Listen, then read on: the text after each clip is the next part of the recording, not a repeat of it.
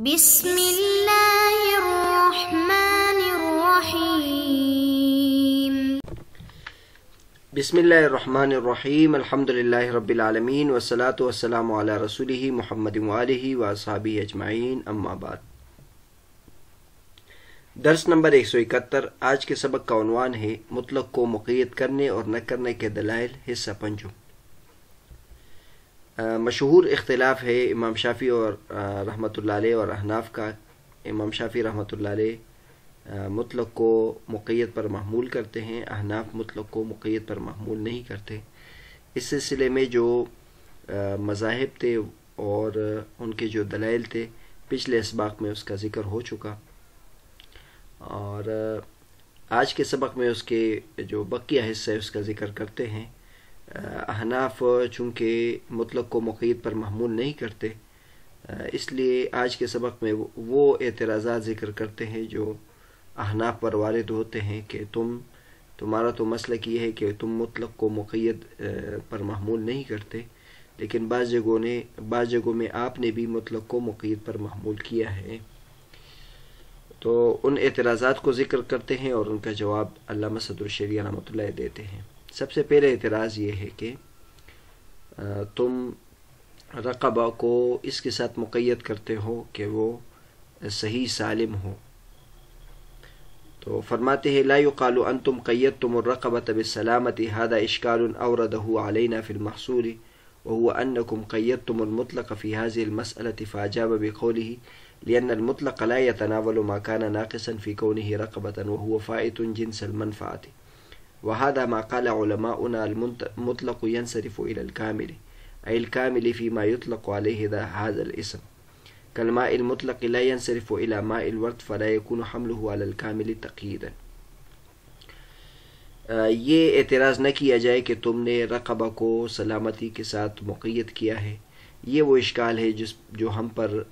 شوافع وارد کرتے ہیں، اور محصول کتاب میں اس کو ذکر کیا ہے امام رازی رحمۃ اللہ علیہ نے، اور وہ یہ ہے کہ تم نے مطلق کو مقید کیا ہے اس مسئلے میں۔ تو مصنف نے اس کا جواب یہ دیا ہے کہ لأن المطلق، یہ اعتراض نہ کیا جائے کیونکہ مطلق اس فرد کو شامل نہیں ہوتا جو رقبہ ہونے میں ناقص ہو اور وہ منفعت کی جنس کو فوت کرنے والا ہو، اور یہ ہمارے علماء کرام فرماتے ہیں کہ مطلق کامل فرد کی طرف لوٹتا ہے، یعنی اس نام کے اطلاق میں جو کامل ہو اس پر اس کا اطلاق ہوتا ہے۔ جیسے مائع مطلق وہ راجع نہیں ہوتا،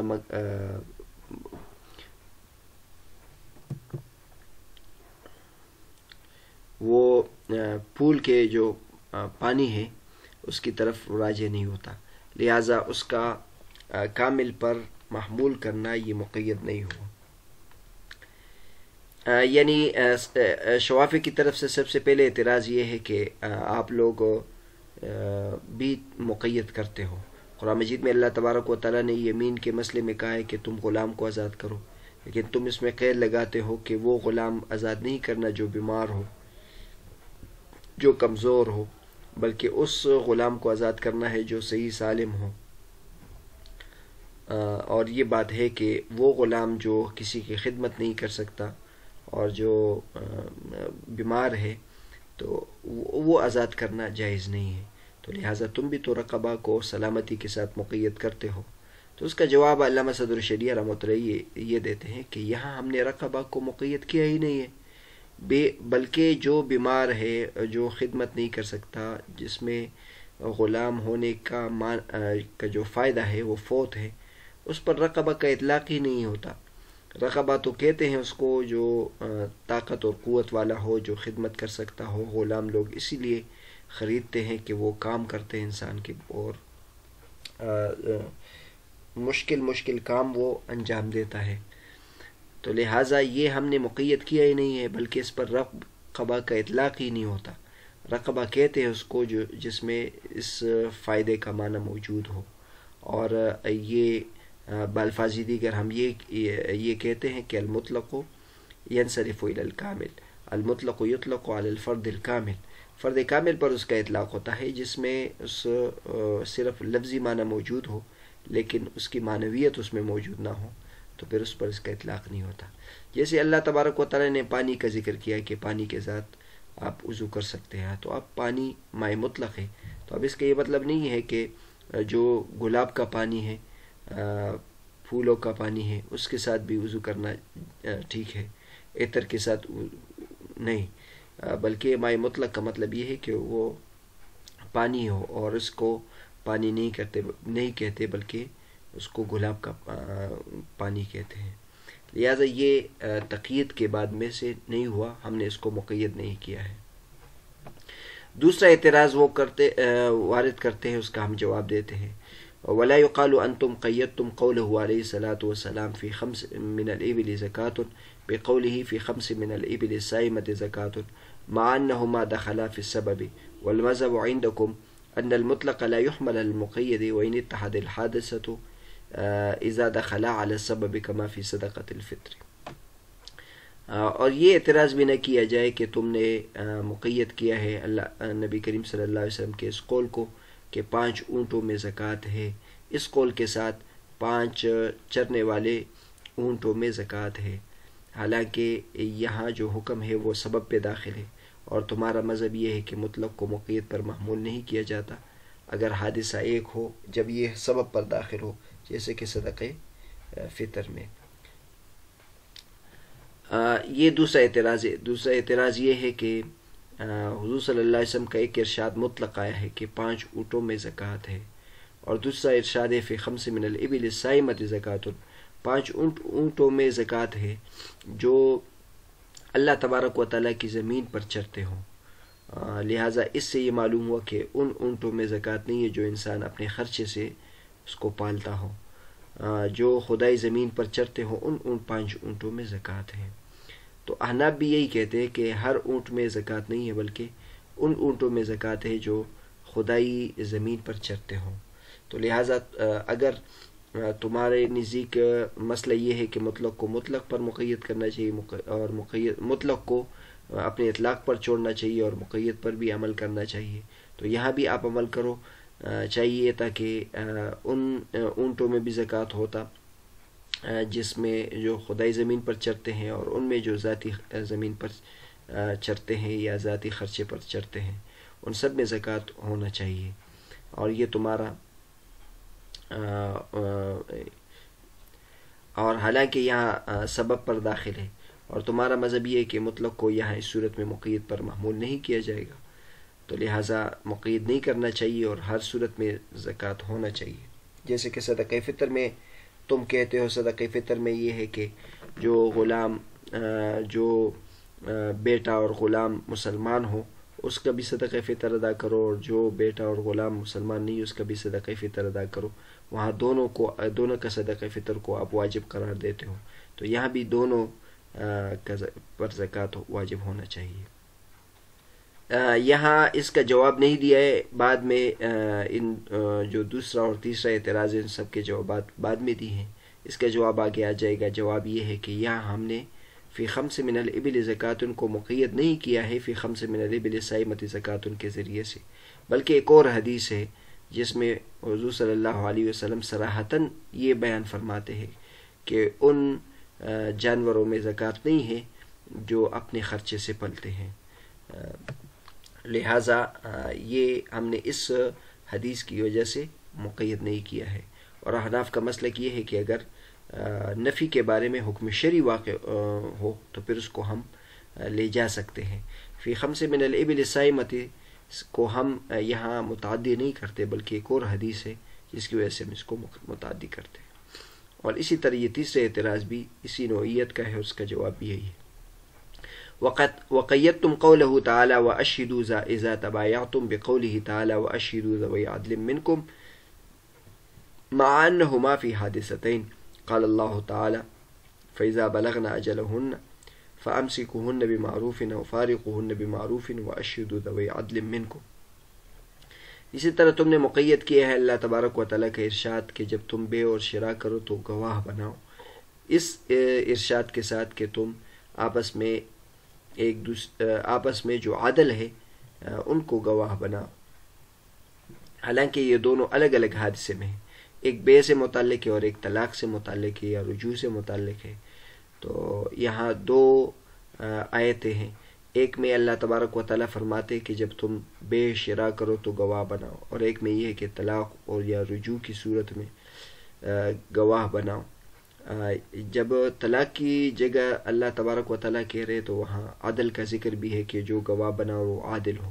اور بے کی صورت میں اللہ تبارک و تعالیٰ نے یہ شرط نہیں لگائی کہ وہ گواہ عادل ہو. تو حادثے بھی جدا جدا ہے، حالانکہ تم بے کی صورت میں بھی یہ شرط لگاتے ہو کہ ان کا عادل ہونا ضروری ہے. اللہ تبارک و تعالیٰ فرماتے فَإِذَا بَلَغْنَ أَجَلَهُنَّ فَأَمْسِكُوهُنَّ بِمَعْرُوفٍ وَفَارِقُوهُنَّ بِمَعْرُوفٍ وَاشْهِدُوا ذَوَيْ عَدْلٍ مِّنكُمْ. تو وَاشْهِدُوا ذَوَيْ عَدْلٍ مِّنكُمْ یہ نکاح سے متعلق اور طلاق سے متعلق مسائل میں ہے کہ عورت کو طلاق دی ہے اور طلاق کے بعد عدت میں ہے، تو عدت کے اندر آپ چاہے تو اس کو یعنی اس کے ساتھ رجوع کرو، اور یا چاہے تو اس کو چھوڑ دو اور اس پر گواہ بناؤ. تو اس کا جواب بھی علامہ صدر شریعہ رحمۃ اللہ یہ دیتے ہیں کہ اس آیت کو وشہدوا اذا تبایعتم کو ہم نے وشہدوا ذوی عدل من کے ذریعے سے مقید نہیں کیا ہے، بلکہ ایک تیسرے نص کے ذریعے سے مقید کیا ہے جو آگے آ جائے گا. فاجاب عن الاشکالین المذکورین بقوله لأن قید الاسامة انما يثبت بقوله عليه الصلاة والسلام ليس في العوامل والحوامل والعلوفة صدقة، والعدالة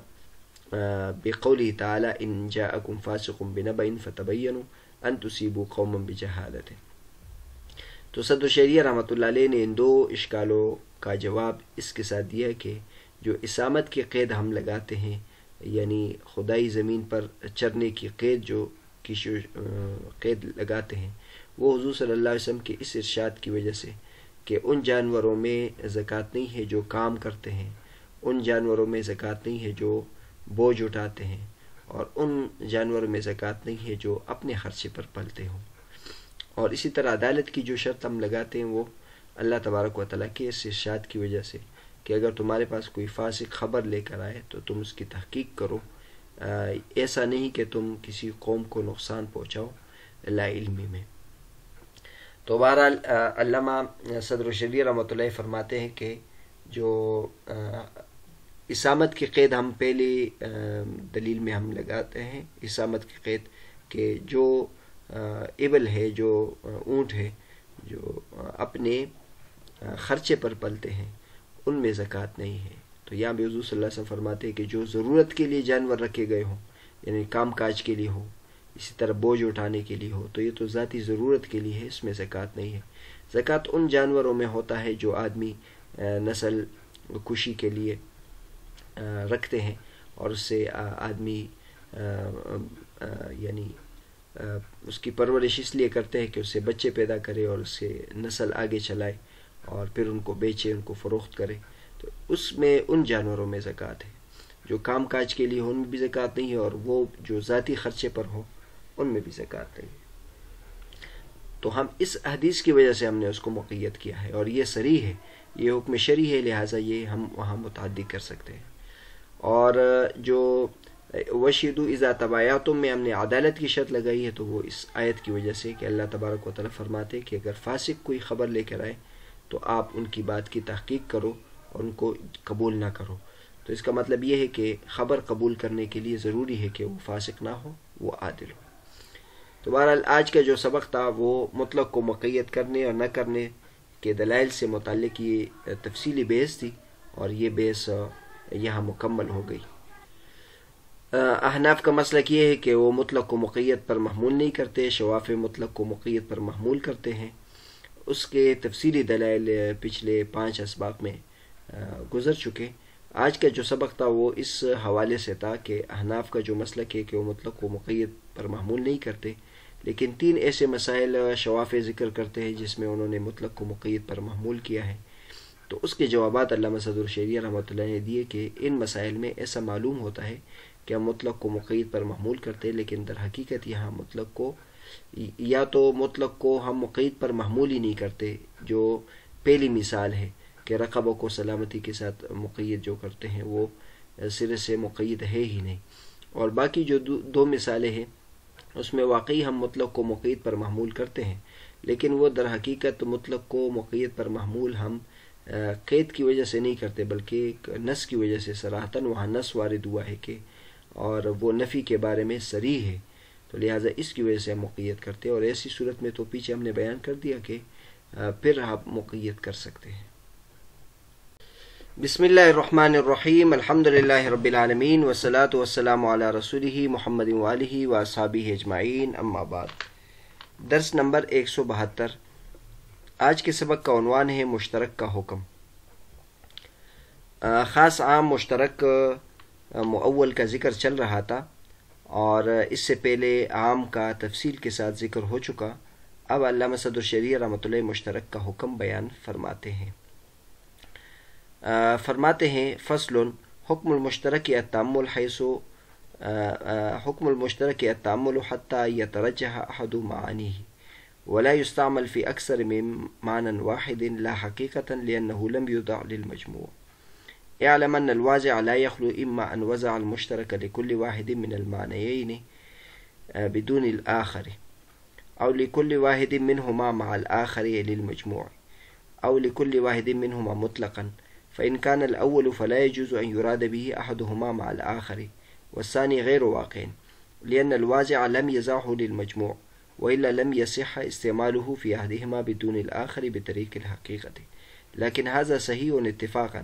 وأيضا على تقدير الوقوع يكون استعماله استعمالا في أحد المعنيين۔ فرماتے ہیں کہ مشترک کا حکم غور و فکر کرنا ہے یہاں تک کہ ان کے معانیوں میں سے کوئی ایک راجح ہو جائے، اور مشترک ایک معنی سے زیادہ میں استعمال نہیں ہوتا، نہ حقیقتاً، اس لیے کہ یہ مجموع کے لیے وضع نہیں کیا گیا ہے۔ دو باتیں بیان فرمائی، ایک تو مشترک کا حکم بیان کیا۔ مشترک کا حکم یہ ہے کہ چونکہ مشترک کئی معنیوں کے لیے وضع کیا جاتا ہے، تو لہٰذا مشترک کا حکم یہ کہ غور و فکر کر کے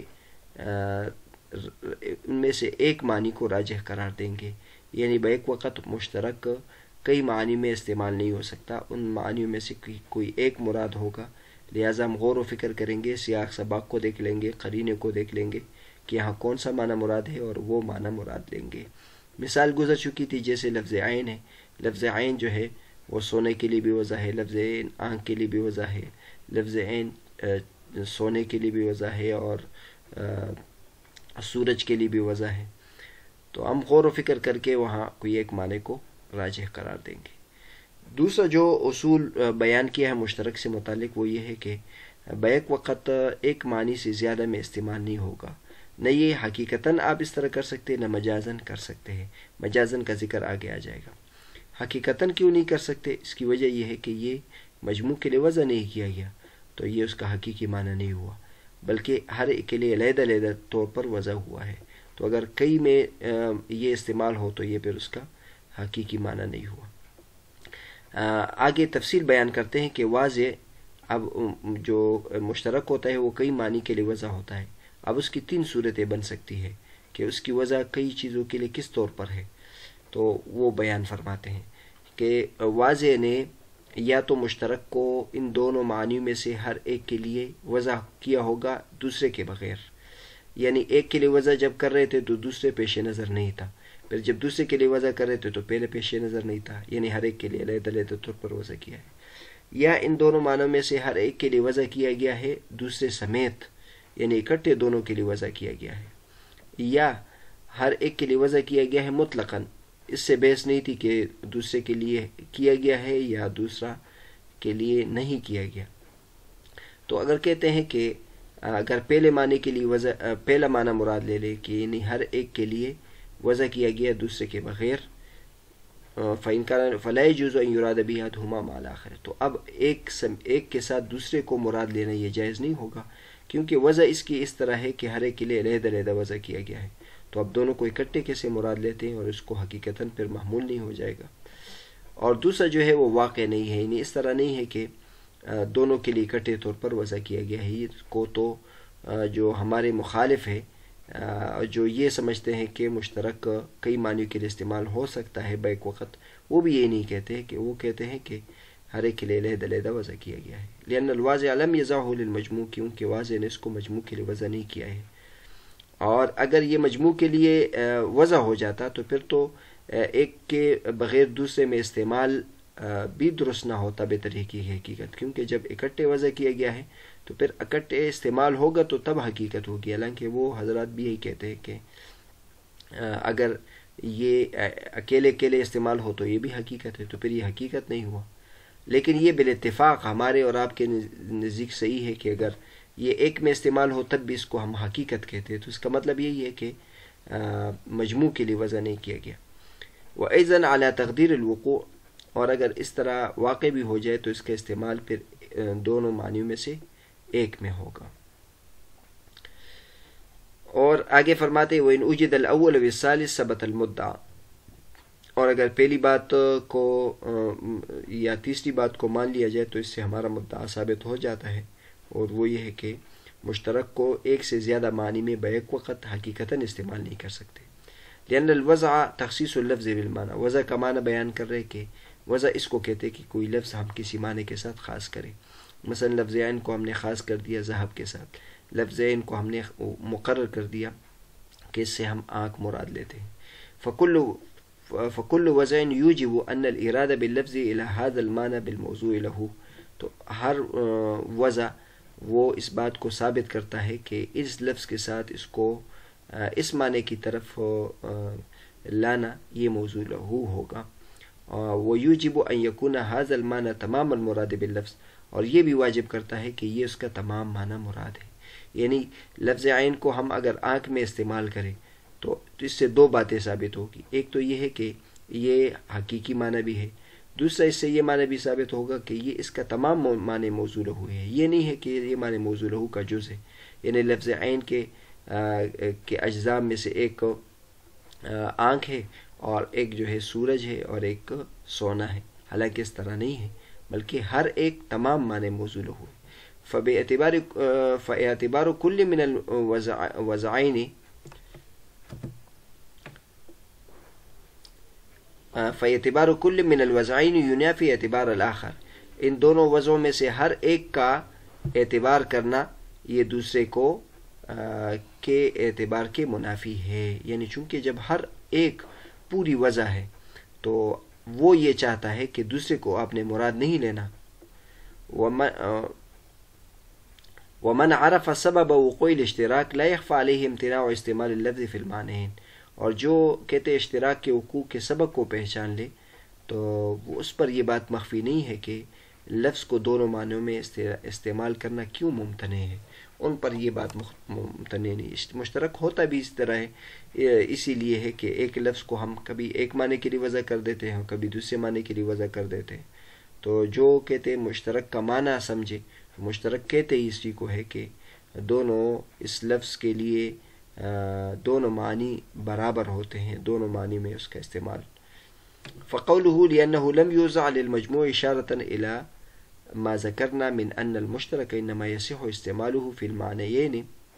إذا كان موضوعا للمجموع، ووضعه للمجموع منتف أما على التقديرين الأخيرين فلا يصح استعماله فيهما كما ذكرنا. تو مصنف کا یہ کہنا کہ یہ مجموع کے لیے وضع نہیں کیا گیا اس بات کی طرف اشارہ ہے کہ جو ہم نے ذکر کیا کہ مشترک کا استعمال دونوں معنیین میں اس وقت صحیح ہوگا جب یہ مجموع کے لیے وضع کیا گیا ہوگا. یعنی اگر کوئی یہ کہتا ہے کہ بیک وقت دو معنوں میں استعمال ہو سکتا ہے تو اس کے لیے یہ بات آپ کو ماننا پڑے گی کہ اس کی وضع بھی مجموع کے لیے ہوگی، اور اس کا جو مجموع کے لیے وضع ہونا یہ درست نہیں ہے، یہ غلط ہے. آخری دو تقدیروں کے مطابق پھر اس کا استعمال صحیح نہیں ہوگا جو ہم نے ذکر کر دیا. یعنی ایک تو یہ بات ہے کہ یہ مجموع کے لیے وضع کیا گیا، تو یہ احتمال تو سرے سے ہے ہی نہیں. اور باقی جو احتمال ہے تو اس میں اگر آپ کہتے ہیں کہ یہ مجموع کے لیے یہاں مراد ہے تو وہ اس لیے نہیں ہو سکتا ہے کیونکہ وہ اس کی وضع کے بارے میں تو آپ یہ کہتے ہیں کہ اس کی وضع ہر ایک میں علیحدہ طور پر ہے. تو جب ہر ایک میں علیحدہ طور پر ہے تو پھر مجموع کے لیے آپ کیسے اس کو استعمال کرتے ہیں بطریق حقیقت. آگے فرماتے ہیں ولا مجازا لاستلزامه الجمع بين الحقيقة والمجاز فإن اللفظ إن استعمل في أكثر من معنى واحد بطريق المجاز فقد استعمل في معناه الحقيقي فيلزم أن يكون اللفظ الواحد مستعملا في المعنى الحقيقي والمجازي معا وهذا لا يجوز. اور دوسری بات علامہ صدر شریعہ رحمۃ اللہ فرماتے ہیں کہ مشترک کئی معنیوں میں بطور مجاز بھی استعمال نہیں ہو سکتا. یعنی کوئی یہ کہہ سکتا ہے کہ ٹھیک ہے حقیقی طور پر تو مشترک کئی معنی میں استعمال نہیں ہوتا، لیکن مجازن تو کوئی استعمال کر سکتا ہے، مجاز میں تو بہت ساری گنجائش ہوتی ہے. تو جواب دیتے ہیں کہ یہاں مجازن بھی استعمال نہیں ہو سکتا. اس کی وجہ یہ کہ یہاں پر جمع بین الحقیقت والمجاز لازم آ جائے گا، کیونکہ ایک لفظ جو ایک معنی سے زیادہ میں استعمال کیا جائے، اگر مشترک کو ایک معنی سے زیادہ میں استعمال کیا جائے بطریق مجاز، تو اس کا مطلب یہی ہوگا کہ وہ معنی حقیقی میں بھی استعمال ہے، اور اس سے یہ بات لازم آ جائے گی کہ اس کا معنی حقیقی اور معنی مجازی دونوں میں مستعمل ہو گیا ہے، اور یہ جائز نہیں ہے. یعنی مثلا لفظ عین ہے، لفظ عین کو آپ اگر بیک وقت اس سے چشمہ اور بیک وقت اس سے سونا مراد لے لے تو یہ جب بین الحقیقت والمجاز لازم آ جائے گا، کیونکہ آپ خود کہہ رہے کہ ہم اس کو مجاز مراد لیتے ہیں.